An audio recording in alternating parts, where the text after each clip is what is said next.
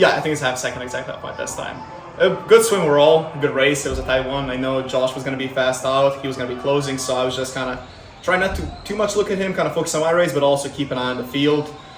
Tried to go out fast, a little bit faster this morning, and was hoping I was going to close a little better, but it's still missing a little bit of that closing speed, but it's early in the season, so we're going to continue working on that.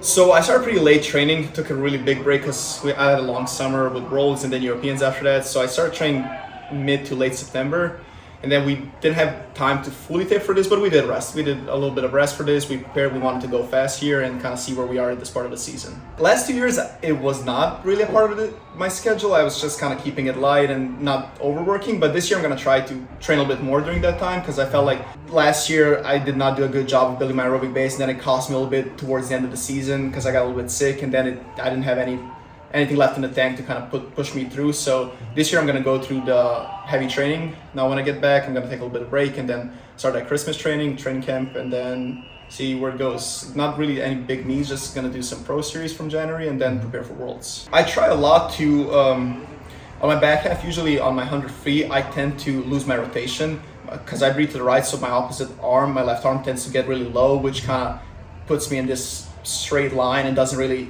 allow me to rotate much, and that's when my hips fall and kind of just everything goes to scramble. So I'm gonna try to work on that to kind of make, because that's what I wanted to do today, kind of focus on staying big and tall in the last 15. Unfortunately, I did not think of that during the race. I was under so much lactate, I was just like trying to get to the wall, but that's something I'm gonna start working on. And just because I've always been pretty confident in my first part of like the first 50, and then my second 50 people always catch me, I follow the rhythm and stuff, so I'm just really trying to work on that second 50.